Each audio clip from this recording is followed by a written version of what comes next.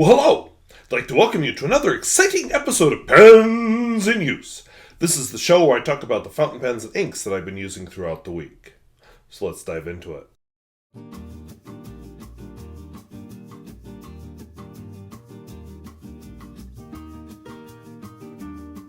If videos like this interest you, where I talk about fountain pens both new and old and at all price points, I would invite you to subscribe.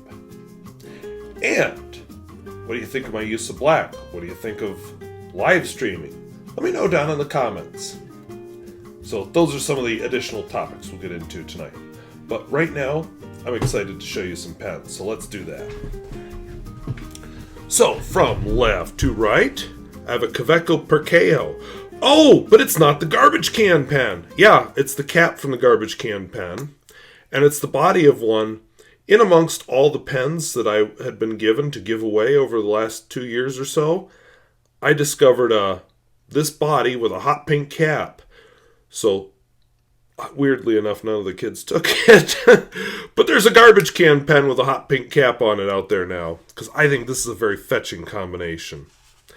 I have my Reform 4383, which I did a first impression. Well, not this week, because idiot me, I recorded several first impressions. Guess how many I uploaded? None. Just totally slipped my mind till Wednesday when it was time to upload a review, and I'm like, shoot! But my first impression this week, which will be next week, will be a Hungarian Pevdi. So look forward to that on Monday. Haven't had this pen out in a while, so I thought it was time. A Reform 1745. I have another Reform first impression coming up soon. I don't remember its number because I haven't filmed it yet, but it's coming. After recording my review of Esterbrook SJ this week, I had to bring out my Esterbrook J. But I couldn't stop there. I'll tell you when I get to this pen a little bit more about it, but my Esterbrook whatever it is, not a J. Another Esterbrook J, but this one is customized. Yeah, I went a little Esterbrook happy. Parker Sonnet with the gold nib. The others are empty. Almost empty, but I decided to include it as part of this video tonight. This is my Platinum 3776 with the Yamanaka finish. Hopefully there's enough ink left in it to do tonight's video. This is my Wahl-Eversharp Skyline vintage pen, purchased from Pierre Gustafsson of the world famous Pierre Gustafsson test. This is my Salz Conqueror.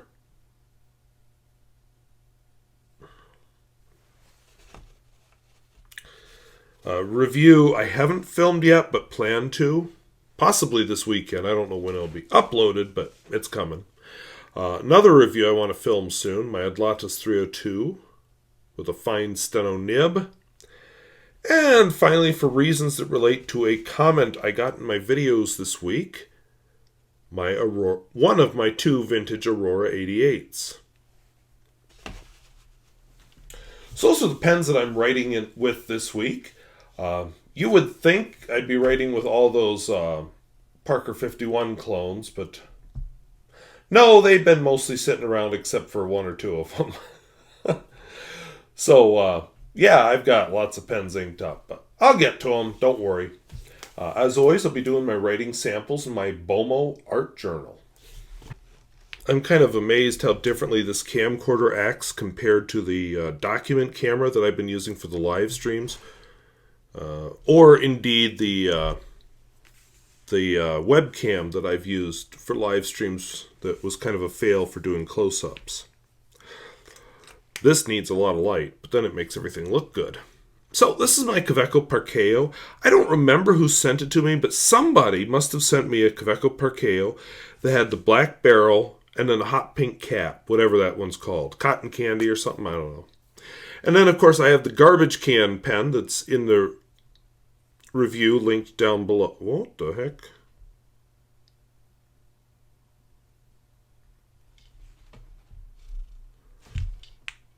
something really wrong here, and I'm just now noticing it. This grip is all sorts of messed up from that nib. I mean, like, unusably messed up. Luckily, with a Bach nib, which is what I believe is what a Kaweco nib is, I'm able to turn it, and now it looks more correct. But anyway, be that as it may, sort of lost track of my story there. And so they had that pen in there, and I had my garbage can pen, which had the garbage can colored barrel and grip, and then black trim and a black cap.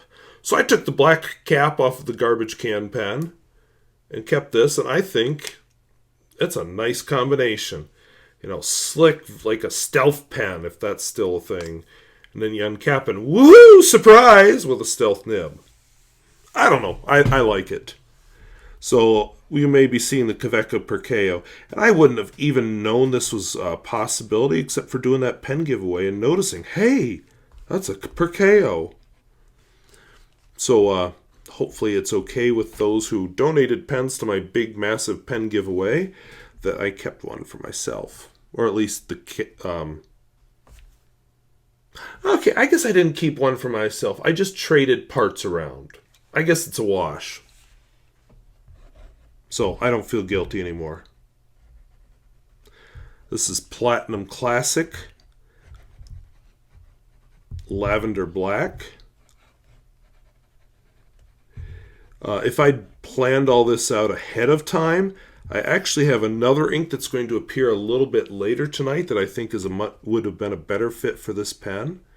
And I actually have a Quizzy ink I really think I need to put in this pen. It just kind of matches the surprise of the bright with the dark colored body. But I like these Platinum Classic inks. They're iron gall inks. They're nice colors. They've got the color change to them, not as extreme as some of the Quizzy inks, but nice. Oh, I know why it's in the order it is. Okay, I was going to reorder them, but I'm not going to. All right, this was my first impression this week. This is my Reform 4383. These stickers will probably disappear. I'm not that kind of collector. Triangular with a round body, so it's a little different that way. This one, I had a bit of trouble with this one getting it to write, but after a day or two, it's fine. He says as it fails to write the R, but I think that was actually my fault. So this pen just needed time for its feed to get filled up, I think.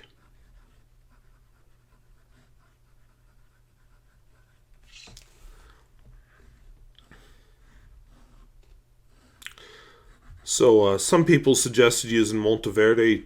I forget what it's called now, but I have Monteverde Turquoise, which is discontinued, but I think it's continued under a new name. So I may put that in it next. But in the meantime, now that it's had time to do whatever it had to do, it's writing quite well. So that brought me to one of my very first vintage fountain pens. I bought this one at the same time I bought that Kaweco V14S, which I like so well. This one didn't get quite the attention. I haven't inked it up very often, but I thought it was time. It's a steel nib reform.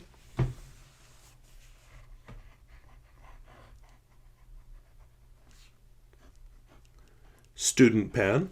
These were made into the 70s for sure, possibly the 80s. I don't know if you get much out of that nib, just reform iridium point. But anyway, the ink in it is another platinum. Hey, guess what ink I was on a kick to use again this week? Because I haven't used any of these in a long time.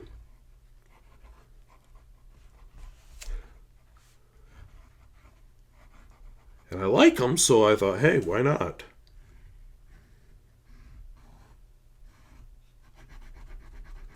This one doesn't have the extreme color change that the Lavender Black does, or indeed the next one you'll be seeing does.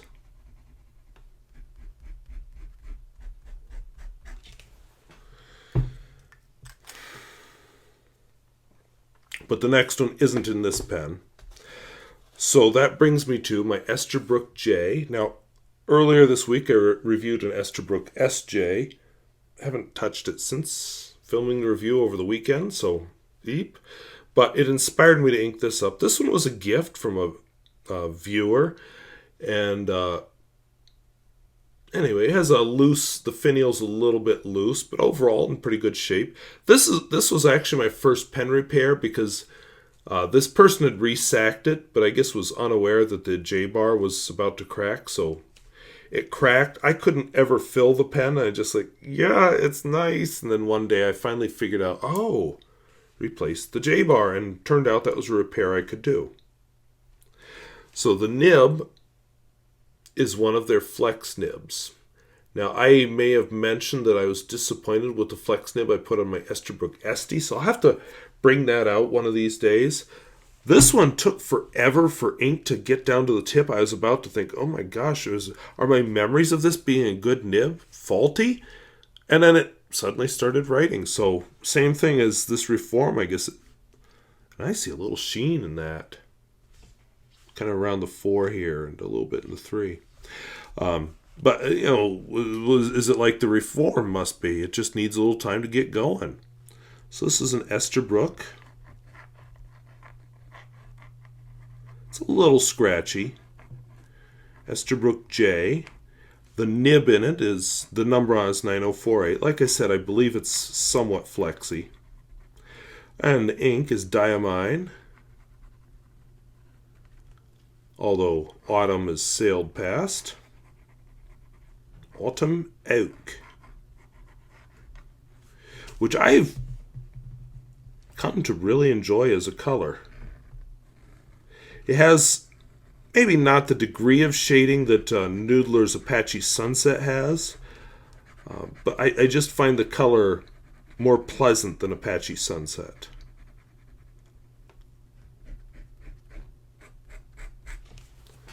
Oh, and you saw absolutely none of that, and I really apologize. So we'll do a little swirly doodle.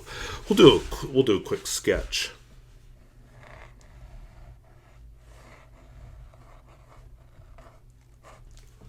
And I did that half off screen. Holy cow. So yeah, I probably shouldn't have waited till Friday night to film this.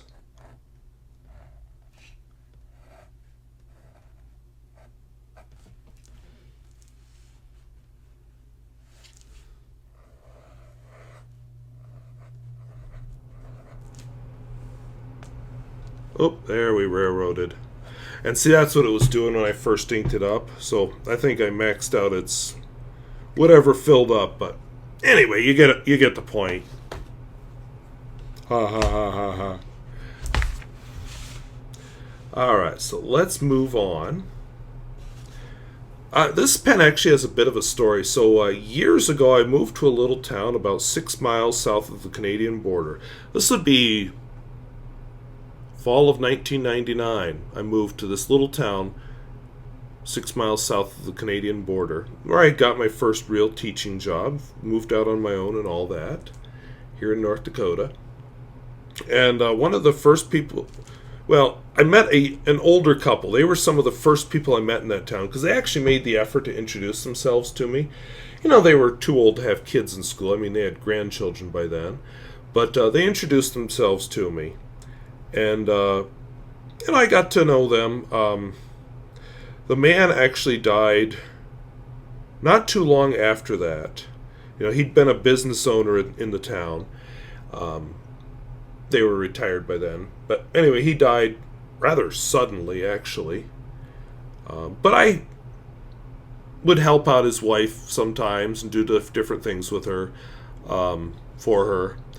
You know, when she would go somewhere, I'd take care of her dog. I liked her dog. Her dog was really sweet. I didn't like the dog she replaced it with, but that's another story. But yeah, she had a really sweet dog, and you know, I'd take it for walks, take care of it when she was gone. And, one day I walked in the house to get the dog for a walk, and it just didn't move. Usually the dog would come greet me at the door, ready for a walk, but it wasn't. And I knew it was sick, so I called up her daughter because the mother was, the old lady wasn't there. Daughter came. We took the dog over to the vet. When the older lady came home, they were able to bring the dog home, but then the dog got sick again, and we took it to the vet.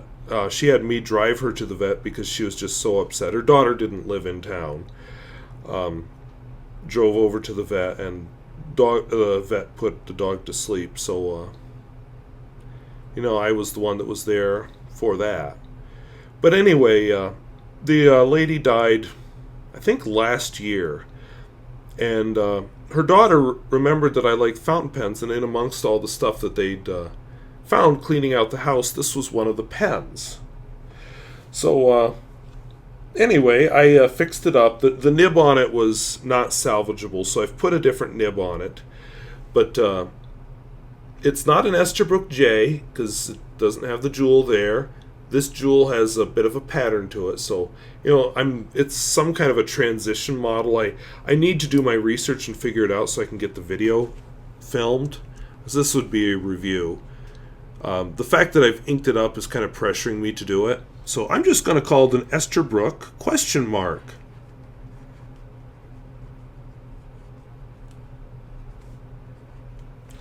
The nib on it. Esterbrook nibs are easily interchanged. The nib on it is a 2968. And the ink in it is Platinum Classic.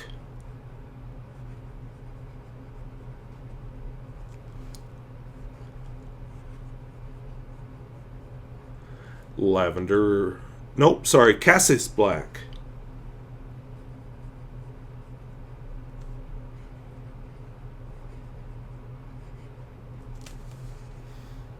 And I think you can already see the color change. This is one of their more impressive inks for color change.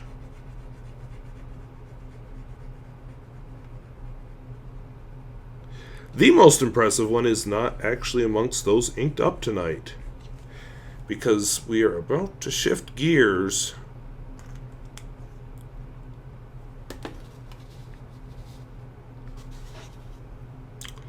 So this is an Esterbrook that I purchased.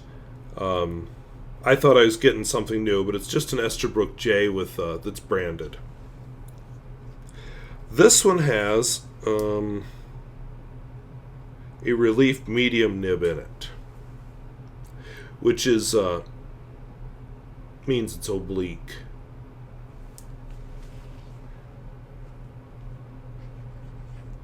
And what color is this? Black. Why is it black? Because I went on a black kick tonight. I had a question about Aurora Black, and before I get there, I just started thinking, well, I should ink up some other blacks. So this is a 2314-medium. That's a relief nib. The ink in this particular pen is Lamy Black, which, if you've followed this channel for a while, you know I had adopted that as my black ink, and then for reasons relating to 1,000 milliliters of the stuff, I have switched for now to Pentacon Black.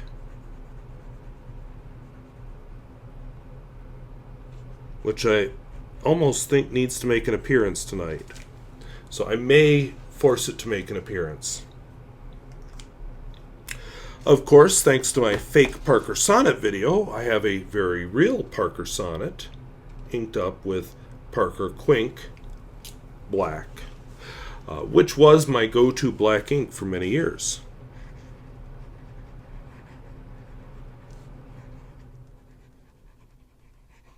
Might have heard the furnace go on and off there, but since I'm upstairs, it doesn't make as much of a noise. It's just kind of annoying in the background, but not show-stopping the way it was downstairs when I used to have to stop the show because the furnace was coming on. .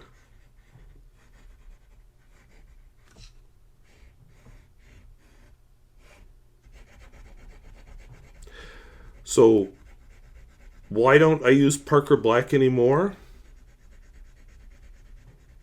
I found myself asking that very question. I like it. It's a good black. And I think at the time, I was excited by Noodlers, and I wanted to switch to Noodlers because they're so, so cool. But, Noodlers Black is no longer my go-to black ink, mainly because it wouldn't work in some of the pens I wanted it to work in. So then I started looking at black inks again. This one's a bit different from the other inks here. This is not a pigmented ink. This is it's platinum carbon black, which means it's got particles suspended in water rather than the dye. The ink or the nib in this one is a soft medium, not a flex nib, just a soft nib. And of course the ink is platinum carbon black. I can't remember what Platinum calls them. I know Sailor calls... Oh, shoot. Well, who cares? Sailor calls them their nano inks, but... Yeah, Platinum has this one. There's a blue and there's a red and I think a brown. I haven't been excited enough to buy any others other than samples, but, they exist. And if you're looking for waterproof, there it is. Now, a couple of years ago, I should probably put the link in the video description, I did a collaboration video with Pierre Gustafson, and this was one of the pens that we had both looked at, and then I later purchased from him. It's a Wahl-Eversharp Skyline, so vintage pen.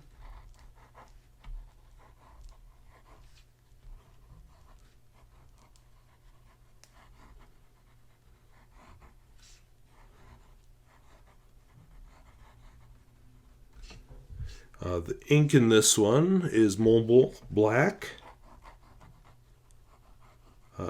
Ink bottle I was given several years ago.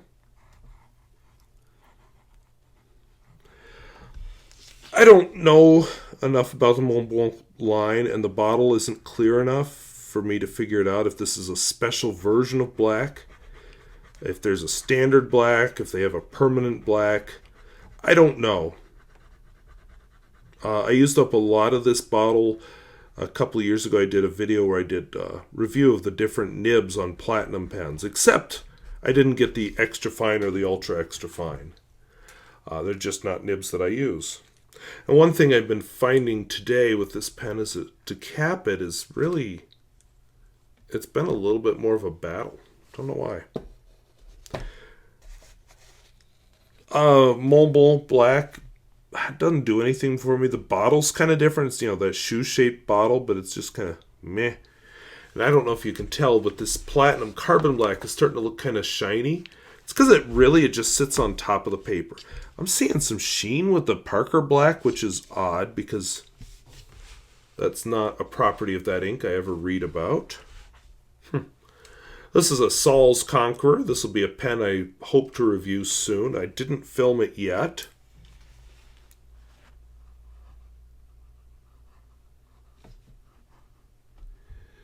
I think part of the reason I've been afraid to film the review is nib. ODE had me excited a few weeks ago. I thought I'd seen the same logo on one of his pens, but it turned out it wasn't. I don't know if this nib is native to the pen.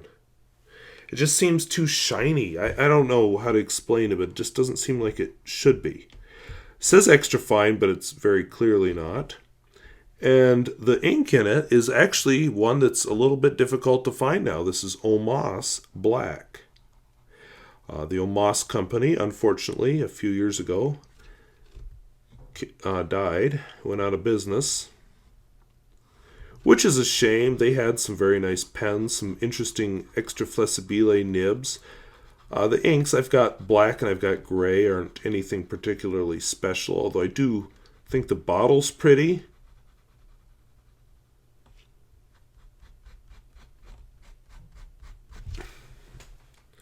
And I liked Well, they were a small business. I'm just kind of drawn to that, I guess. All right, this is an Adlatus 302 with a fine steno nib. Another review I plan to do really soon. My batch filming, I didn't get as many done as I'd hoped. Probably more than I thought I would, but yeah, I want to do more. So I might do a few this weekend.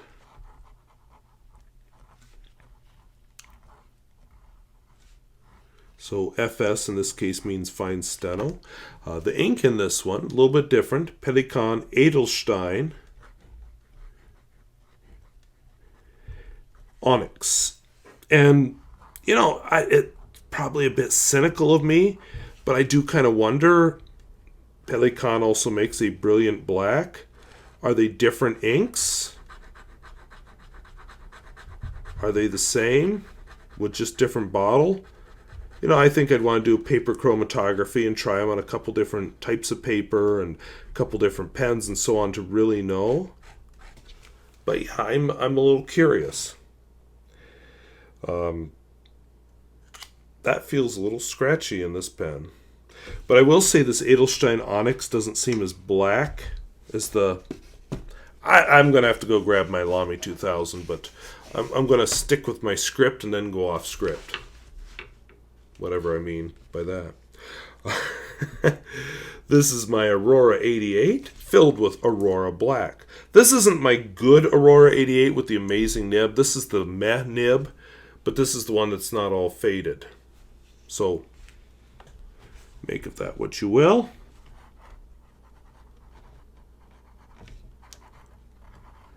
So I had somebody asking me about Aurora Black and a couple other black inks and what would I recommend and so on.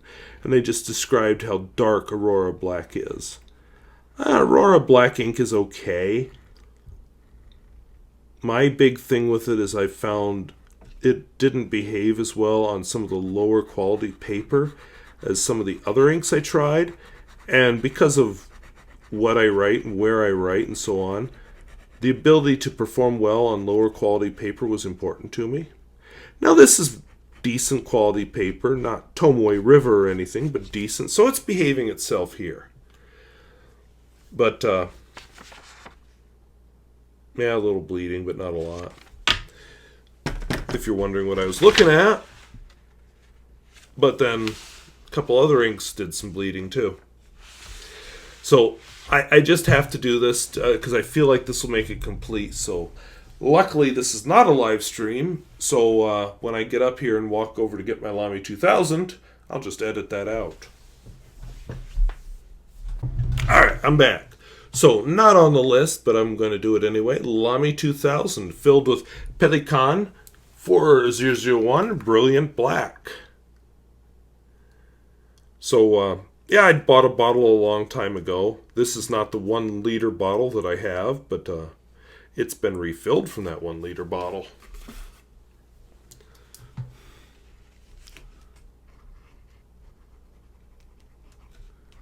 This is the Lamy 2000 Fine with Pentacon.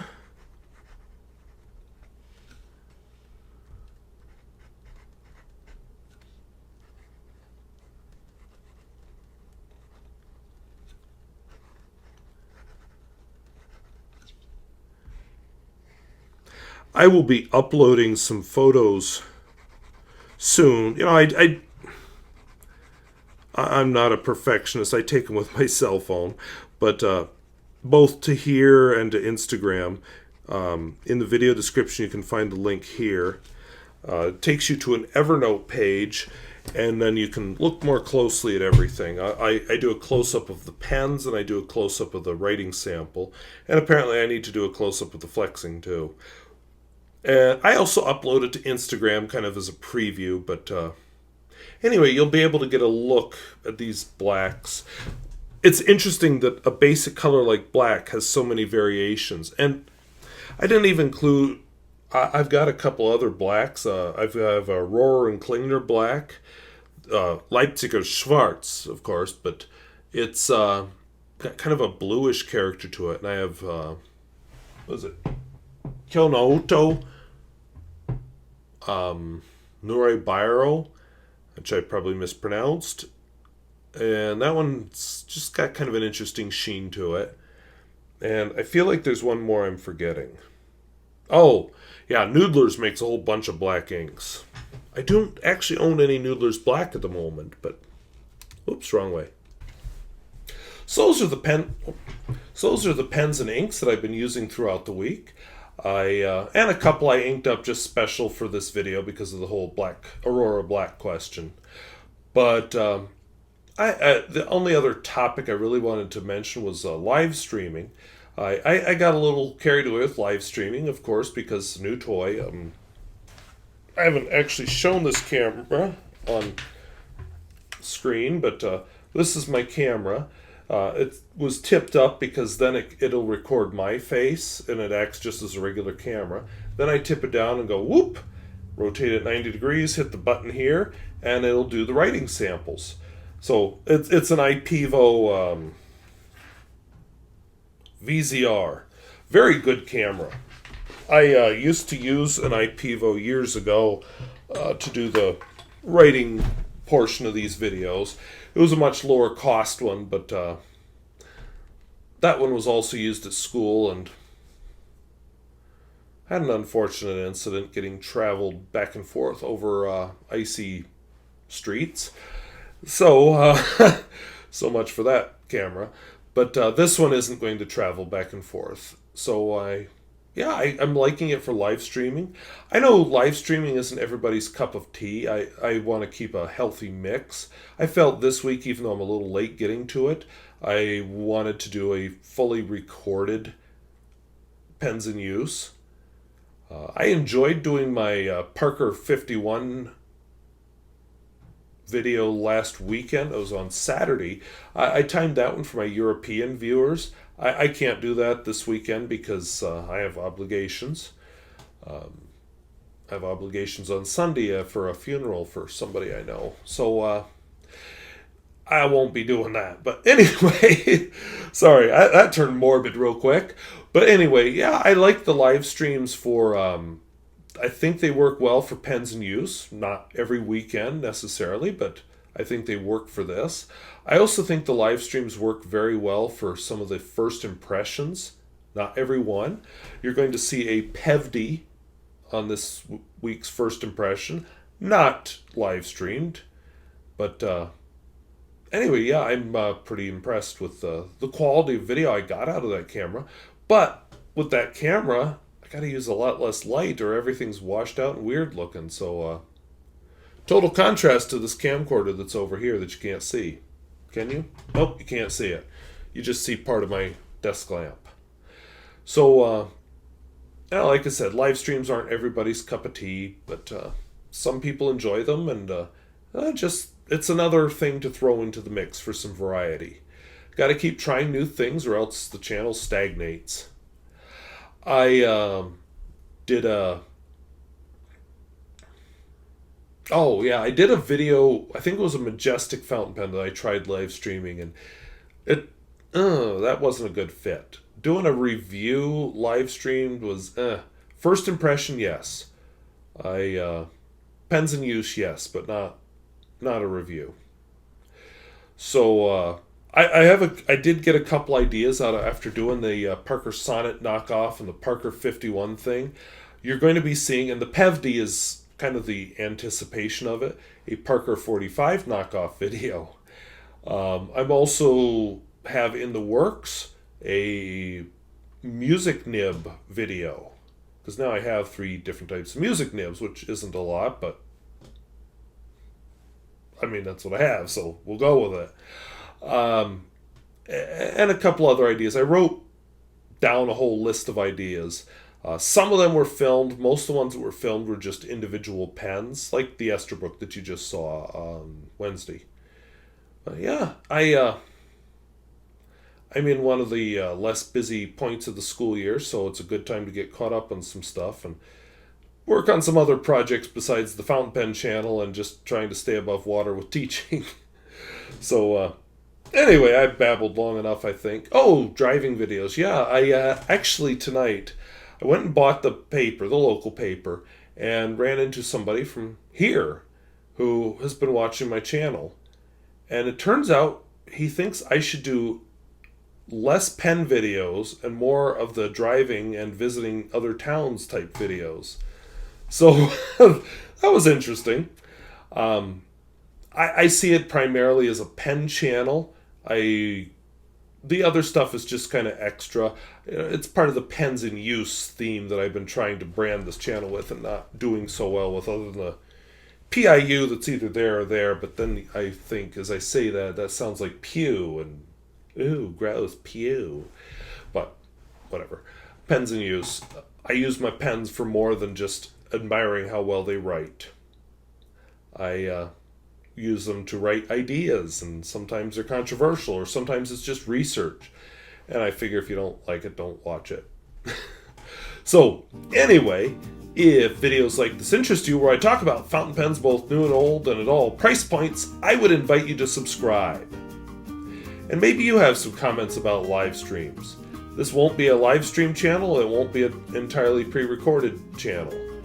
But what works on live streams, what doesn't? I know, I'll give you one for me. Sometimes I look at certain channels, I see a live stream, and I think, ooh, yeah, that's a good 3 hours. I don't think I've ever done one that long, but I have trouble doing something like that. Or the live stream just kind of drags. I know one or the other of mine I felt was dragging at one point this past week. I struggle with that. But at the same time, I think it's kind of fun to talk more directly with my viewers. So, boy, I'm going to use up my theme music if I keep babbling at this rate. So anyway, what do you think of live streams? What works, what doesn't? And what do you think of all the black inks? And again, click on the links down in the video description. It'll take you to an Evernote page, and I really like how Evernote handles the photographs. You can really zoom in and get detail, because this little cell phone has a pretty good camera on it. I am impressed by it. I own an iPad that I bought years ago. It was like the second, maybe the third generation of iPad. Can't get that kind of photograph with that puppy. So, anyway, I want to thank you for watching. We'll see you later. Bye-bye.